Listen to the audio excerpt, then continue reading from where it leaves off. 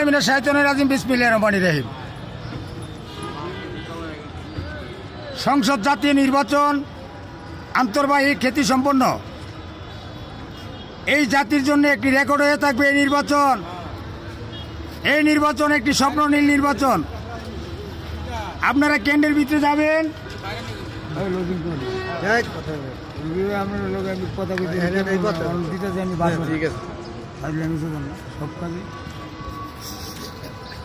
জাতির জন্য একটি স্বপ্ননীল নির্বাচন রেকর্ড হয়ে থাকবে বাংলাদেশের মধ্যে এই নির্বাচন। ডক্টর ইউনূস এই ঘোষণা দিয়েছে, তফসিল ঘোষণা। আমি বলবো আপনি কোন দলে ভোট দিবেন আমার তো দেওয়ার বিষয় না, জানার বিষয়। আমি বলবো না যে আপনি কোন আনো দিবেন, এটা আপনার ব্যাপার। আমার ভোট আমি দিব, যাকে খুশি তাকে দিব। এই তো দেশের নির্বাচন, গণভোট। এবার গণহারে ভোট হবে। আপনারা একটি জরিপ করে দেখবেন যে কাকে আনলে এই দেশটা তারের মতো সোজা চলবে, তাকে আপনারা রাষ্ট্রপ্রধান বানাবেন।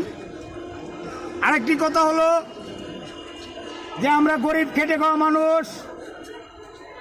এই বাংলাদেশের গরিবের সংখ্যা কিন্তু অনেক, পুনরায় তাপমাত্রা কিন্তু বেশি। আমি কিছুদিন আগে ঘোষণা শুনছিলাম, ফেসিবাদী দেশ ছাড়ার পরে আমাদের স্বৈরাচারী দেশটা যখন ত্যাগ করলো, তখন আমি শুনছিলাম যে পাঙ্কাশে ঘোষণা পাইছে। কি পাইছে? জাতীয় মাছ হিসাবে। আচ্ছা, এটা আমি গ্রহণযোগ্য নিলাম। গরিবের হচ্ছে বিক্রমপুরের আলু, বাংলাদেশের ব্রয়লার মুরগি 30 সালের পাঙ্কাশ। এই হইল গরিবের পূর্ণ খাদ্য। আমি বলবো নির্বাচনের দিন আপনারা ভদ্রভাবে কেন্দ্রের মধ্যে যাবেন, কেউ উচ্ছৃঙ্খল করবেন না, শান্ত সুষ্ঠুভাবে কালো পর্দার ভিতরে ভোট দিয়ে আসবেন আপনার মনগতভাবে যারে ভালো লাগে। আমি আমার দল জাতীয়তাবাদী দল, বাংলাদেশে সবার গায়ে আছে বল। চল চল তরুণ যুব দল, ঢাকা চল। ঢাকা হয়েছে সব ফয়সালার সমাধান, সকলেই জানে।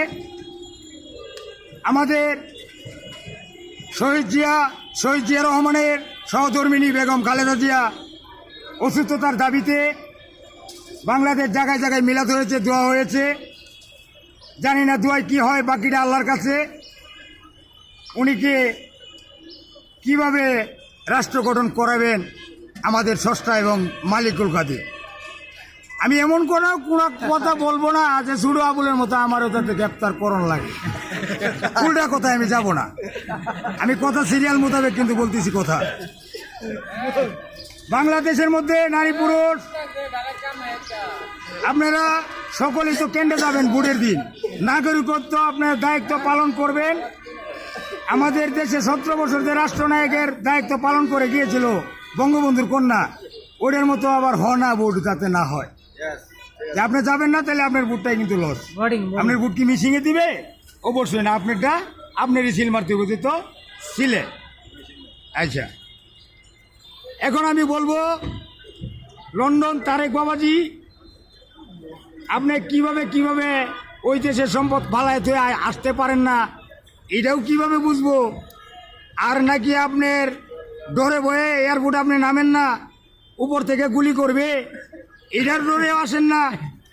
আবার আরেকটা জিনিস আমরা বুঝতে সক্ষম হয়েছি যে লন্ডনের বাড়িতে আপনার সম্পদ, কোটি কোটি টাকার সম্পদ, ওই দেশে যে আপনি সিগনেচার করে বসে আছেন, হ্যাঁ, ওই প্লেনে উঠলে ওইটা কি বল হয়ে যাবে, বাতিল। এই ধরে আসতেছেন না। আমরা বাংলাদেশের মানুষ আপনার এখনো কোনো রোগ আমরা ধরতে পারলাম না। এখন আপনার মারে দেখতে কবে আসবেন সেটা জনগণ দেখবে। আপনি এয়ারপোর্ট আসবেন, আলা বীরের বেশে আসেন আর কুম্ভীরের বেশে আসবেন। এখন আমি বলতে চাই, বাংলাদেশে যেই রাষ্ট্রনায়ক থাক, 1 নম্বর আদেশ হলো দেশে কোনো ভিক্ষুক দেখতে চাই না। বালা মানুষে হাত পাতে ভিক্ষা করে, কাম করলে কি দুষ করে? আর কি হলো পাগল, রাস্তাঘাটে কোনো পাগল থাকবে না, পাগল থাকবে আউলিয়াদের মাজারে, পাগলের জায়গায়। সেইটা লয়ে পাগলামি করবো, ঠিক আছে? মানুষের লোকে কোনো পাগলামি যাতে না করে। আমি আমার কথা আজকের মতো শেষ করে এখানে আমার ভাষণ শেষ করলাম। সকলকে ধন্যবাদ। জাতীয়তাবাদী দল জিন্দাবাদ, শহীদ যে অমর হোক, খালেদা জিয়া জিন্দাবাদ, গণনেতা তারেক জিয়া জিন্দাবাদ। সকলকে ধন্যবাদ।